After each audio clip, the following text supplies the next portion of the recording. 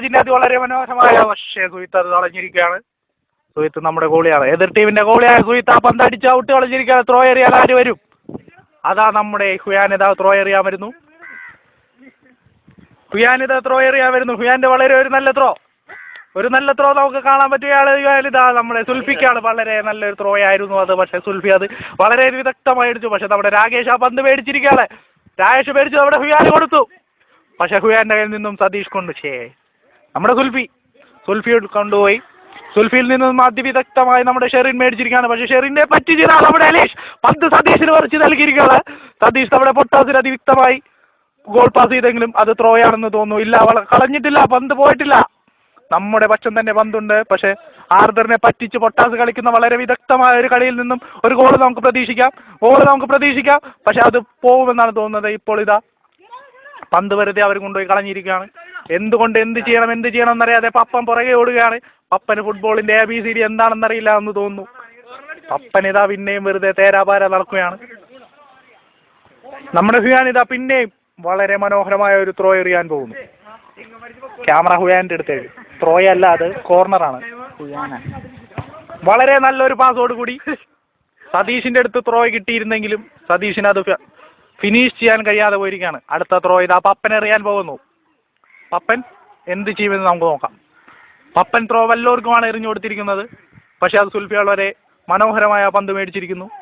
അത് രാഹുലിന് കൊടുത്തു. രാഹുൽ ഫിനിഷ് ചെയ്തില്ല, ചെയ്യാൻ പറ്റിയില്ല. ദീപക് എന്ന മാസ്മരികമായ ഒരു കളിക്കാരന്റെ മുന്നിൽ ആ പന്ത് വെറും തുച്ഛമായ സതീഷ് എന്ന് പറയുന്ന ഒരു മടിയൻ ഗ്രൗണ്ടിൽ വെറുതെ ചുമ്മാ നിൽക്കുകയാണ്. പന്തിന്റെ പുറകെ ഓടുന്നു പോലുമില്ല.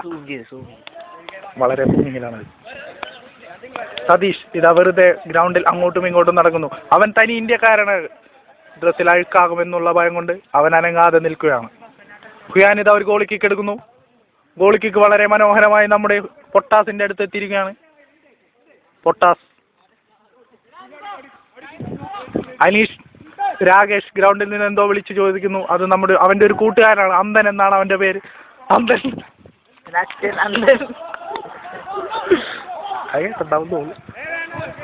പൊട്ടാസ് വളരെ മനോഹരമായ ആ ഗോൾ നമ്മുടെ ദീപക് സേവ് ചെയ്തു. അതെ, രഞ്ജിത്ത് ഇതാ ഗോൾ അടിക്കുമെന്ന് പറഞ്ഞിട്ട് ഡിഫൻസിലാണ് പക്ഷേ രഞ്ജിത്ത് കളിക്കുന്നത്. TC ഇതാ വളരെ മനോഹരമായി നമ്മുടെ സതീഷിനെ പറ്റിച്ചുകൊണ്ടിരിക്കുകയാണ്. വളരെ മനോഹരമായി പറ്റിച്ചു. പക്ഷെ സതീഷ് വിടുന്നില്ല. സതീഷ് പുറകെ ഓടുന്നുണ്ടെങ്കിലും പന്ത് കിട്ടുന്നില്ല. ഷൈൻ അത് വളരെ മനോഹരമായി സതീഷിന് പാസ് മറിച്ച് നൽകി. ഒരു ഗോൾ അടിക്കാനുള്ള ചാൻസ് ആണ് നമ്മുടെ പൊട്ടാസ് കളഞ്ഞിരിക്കുന്നത്. ഈ പൊട്ടാസിനെ ടീമിൽ നിന്ന് മാറ്റണമെന്നാണ് എന്റെ ബലമായ അഭിപ്രായം.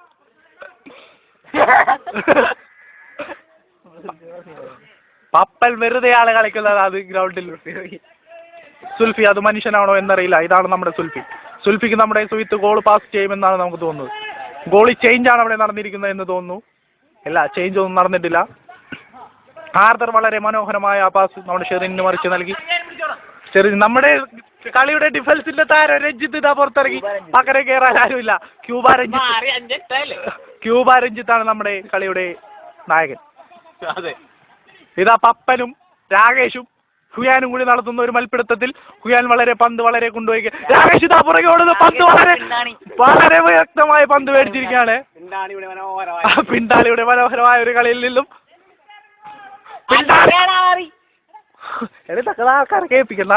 പിണ്ടാളിയുടെ വളരെ ഒരു മനോഹരമായ കളിയിൽ നിന്നും പന്ത് ഗോളൊക്കെ ചെയ്യാമായിരുന്നു. പക്ഷേ നമ്മുടെ സുഹിത്ത് വളരെ മനോഹരമായ ആ പന്ത് സേവ് ചെയ്തിരിക്കുകയാണ്. ആ പന്ത് നമ്മുടെ TCക്ക് മറിച്ച് നൽകിയിരിക്കുകയാണ്. ദീപക് എന്തുകൊണ്ടോ കളി നിർത്തിയെന്ന് തോന്നുന്നു. രാകേഷ് നമ്മുടെ പിണ്ടാണി കളി നിർത്തി. നമ്മുടെ ദീപക് കളി നിർത്തി. എല്ലാവരും കളി നിർത്തി. സതീഷ് എന്ന മടിയൻ മാത്രം കളി നിർത്തിയിട്ടില്ല.